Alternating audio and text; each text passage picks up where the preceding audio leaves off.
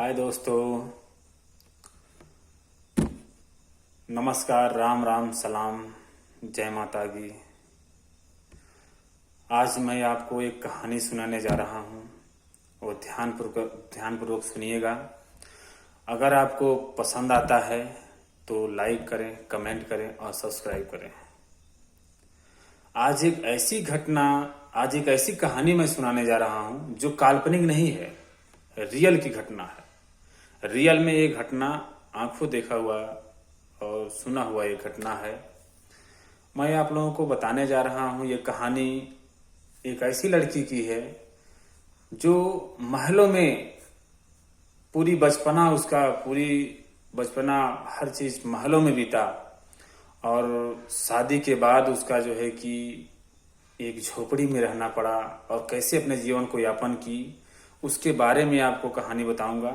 आप लोगों को अगर पसंद आए तो ध्यान से सुने और मेरे चैनल को सब्सक्राइब करें, लाइक करें, कमेंट करें। ठीक, तो मैं शुरू करता हूं। ये घटना है जो है कि यूपी और बिहार दोनों का मिक्स कॉम्बो ये घटना है। एक लड़की है, उसका नाम है सरिता और उसके पिताजी का नाम है सरयू वर्मा। उस लड़की के 4 बहनें हैं और एक भाई है। 4 बहनें, सबसे जो बड़ी है वो लड़की है। उस बड़ी लड़की का नाम है सरिता देवी और दूसरी लड़की का नाम है अनीता और तीसरी का नाम है सुमित्रा और चौथी का नाम है सोनी। ये 4 बहनें हैं और एक भाई है, सरोज नाम है उनका। अब कहानी ये स्टार्ट होता है कि उनका जो बचपना जो है कि उस लड़की का जो बचपना बीता वो महलों में बीता और अच्छे से बीता। पढ़ाई लिखाई भी अच्छा हुआ। उनके पिता उस लड़की के पिता जो कि सचिवालय में सरकारी गवर्नमेंट जॉब करते थे और अच्छा पैसा भी कमाते थे। घटना कुछ ऐसा स्टार्ट हुआ कि सब कुछ सही चल रहा था। उस लड़की की पढ़ाई लिखाई हर चीज सही चल रहा था। उस लड़की की माता का जो है कि हार्ट अटैक की बीमारी था और जो है कि एक बार कुछ परेशानी आ भी गया था। तो उस लड़की के माता का विचार ये था कि हम अपनी बड़ी लड़की सरिता देवी का शादी जो है कि हम अपने आंखों से देखना चाहते हैं। तो उन्होंने निश्चय किया और अपने में राय विमर्श किया और अपनी बड़ी लड़की का रिश्ता जो है कि ढूंढने लगे। ढूंढते ढूंढते एक लड़का जो है कि उन्हें पसंद आया, मिला और वो लड़का भी अच्छा खासा पढ़ाई लिखाई कर रहा था और वो लड़की कक्षा 8वीं में पढ़ रही थी और लड़का हाई स्कूल में पढ़ रहा था। हाई स्कूल या इंटर में पढ़ रहा था, इसी तरह पढ़ाई था। और जो है कि उन लोगों का शादी जो है कि उस लड़की के पिता जो है कि शादी करने के लिए उनके पास थोड़ा पैसे की मजबूरी थी, क्योंकि उस समय अभी नया नया जॉब लगा था उनका और पैसा की तंगी था और बीवी उनकी परेशान थी। उस लड़की के माता जो है कि परेशान रहती थी। तो इसलिए जो है कि उनकी शादी के लिए पैसे कमी था। तो कुछ उन्हें ऐसा लड़का चाहिए था जो वो मतलब एक दिलासा दिए, झूठा दिलासा दे करके अपनी लड़की की शादी करना चाहते थे कि मैं सरकारी नौकरी दूंगा, मेरे पास पैसा नहीं है, मेरे पास पैसा नहीं है, मैं सरकारी नौकरी दे सकता हूं लेकिन पैसा नहीं दे सकता हूं। कुछ ऐसा दिलासा झूठा दे करके उन लोग ऐसा मतलब करना चाहते थे और ऐसा किए भी।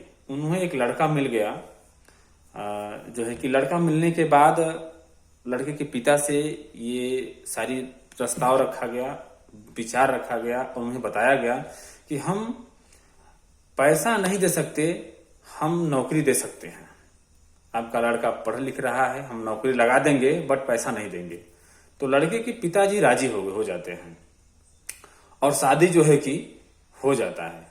शादी होने के बाद कुछ दिन के बाद जो है कि लड़का जब हाई इंटर पास हो जाता है तो वो जो है किस नौकरी के लिए अपने ससुर जी को, अपनी सास को, अपने पिता को बोलता है कि वादे के मुताबिक हमारा नौकरी जो है कि लगाया जाए।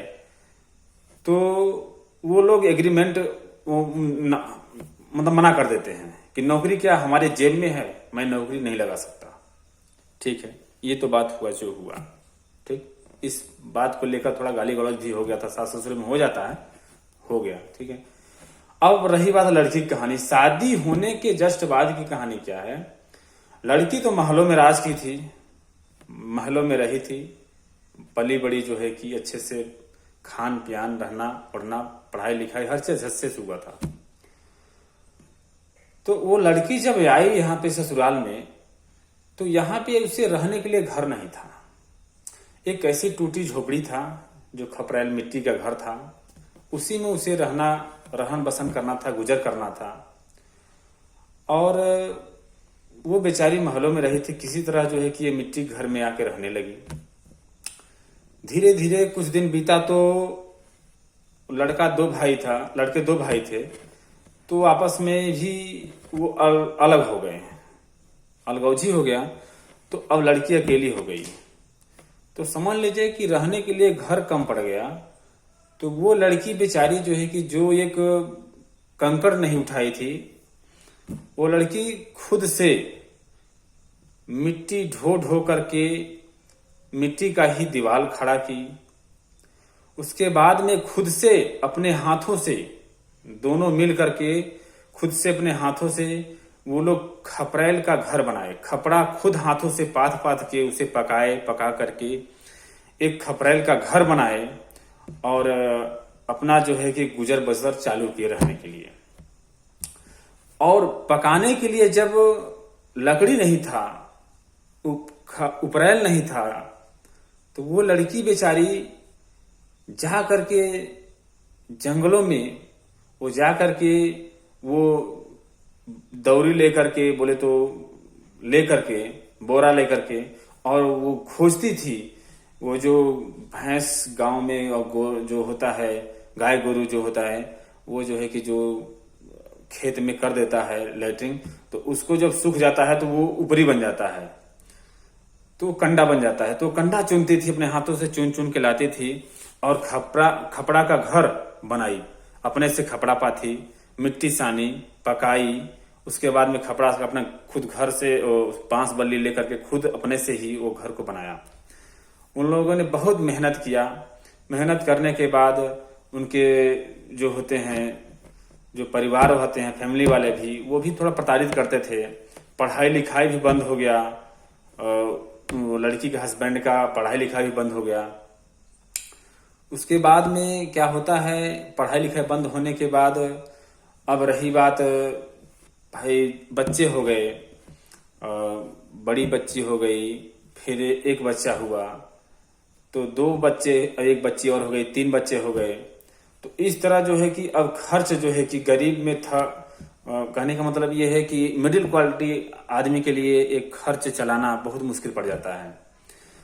तो क्या होता है कि वो अपना खेत था थोड़ा बहुत, उसी में जो है कि अपना सब्जी बोते थे और सब्जी बो के जो है कि वो अपना गुजर बसर करते थे। इससे क्या होता है कि उन लोगों का खर्च बर्च नहीं चल पा रहा था।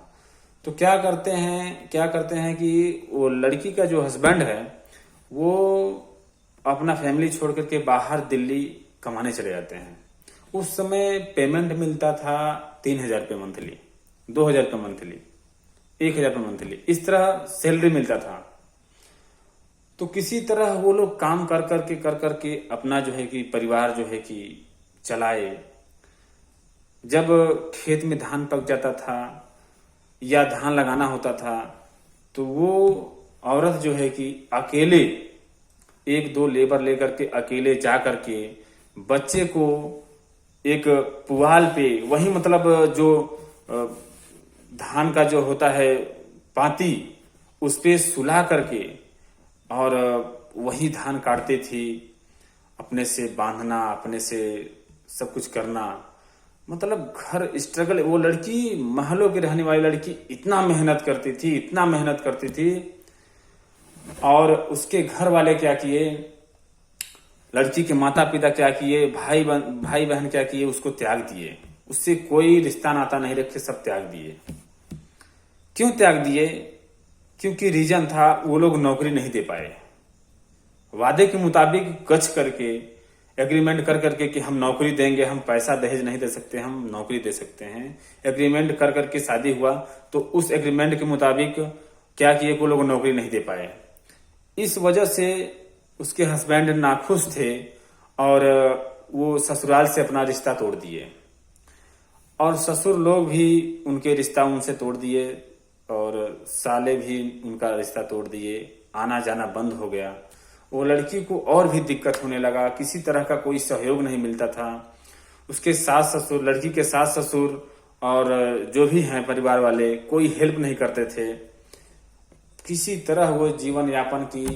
धीरे धीरे जब जो है कि पति उनके बाहर कमाने गए और वो लड़की जो है कि खुद घर पे मेहनत की, फिर धीरे धीरे उन लोगों ने अपना जो है कि विकास किया, बच्चों को पढ़ाया लिखाया, अच्छा शिक्षा दिया। वो औरत को जो है कि 4 बच्चियां हुई और 1 लड़का हुआ, उनका भी सेम कंडीशन। लेकिन उसमें एक डिफरेंस हुआ कि जैसे उनके सास ससुर किए उनके साथ, वैसा वो लोग किसी के साथ नहीं किए। अच्छा शिक्षा देने के बाद आज बड़ी वाली लड़की उनके जो है कि बैंक में काम कर रही है, दूसरी वाली लड़की हॉस्पिटल में जॉब करती है आशा में, और तीसरी वाली लड़की सरकारी गवर्नमेंटेड जॉब जो है कि नर्स की सरकारी नौकरी मिला हुआ है, और चौथी वाली जो लड़की है वो भी नर्स की पढ़ाई करके खुद का जो है कि अपना हॉस्पिटल में जॉब कर रही है। और जो लड़का है वो भी डिप्लोमा एक पढ़ाई, इंजीनियरिंग पढ़ाई करके किसी कंपनी में जॉब कर रहा है। तो आज जो है कि वो जो है कि औरत सास भी बन गई हैं और माता भी हैं, अपना हर तरह से जिम्मेदारी पूरा कर रही हैं। और उस लड़के का शादी हुआ, शादी होने के बाद वो लड़के का 2 लड़के हुए। 2 लड़के इस समय पढ़ रहे हैं, स्कूल भी जा रहे हैं, और माता उनकी सेवा कर रही हैं, और वो लड़का बाहर जॉब करता है। यही कहानी है उस माता का, दर्द भरी। और सारी उसमें कहानी दर्द छिपा है, जहां तक मुझे उतना नहीं पता है। जितना पता था मैं बताया आप लोगों को। और जो है कि जब एक चीज और था, जब शादी होना था तो जो एग्रीमेंट हुआ था कि हम नौकरी देंगे, पैसा दहेज नहीं देंगे, इस बात को लेकर के लड़का जो है कि जब अपने ससुर और सास से बोलता था तो उन लोग गाली गलौज दे करके और राइफल बंदूक निकाल करके उनके परिवार वाले जो है कि लड़के के ससुर, जो 4 भाई थे, सरयू वर्मा जो हैं वो बड़े लड़के हैं, वो ससुर हैं, और उनके जो 3 भाई हैं, वो 1 भाई मिलिट्री में हैं। ये लोग बंदूक राइफल दिखाते थे कि धमकाते थे कि हमसे ऊंची आवाज में बात करोगे तो हम गोली मार देंगे, ये कर देंगे, वो कर देंगे। बहुत प्रताड़ित करते थे। फिर बाद में वो लोग छोड़ दिए, अपना खुद का मेहनत करके अपना खुद का एक मुकाम हासिल किए समाज में, और आज वर्चस्व है, इज्जत है। यही कहानी है आज का। आप लोग को अगर पसंद आए कहानी तो लाइक करें, सब्सक्राइब करें और कमेंट करें। जय हिंद, जय भारत, वंदे मातरम।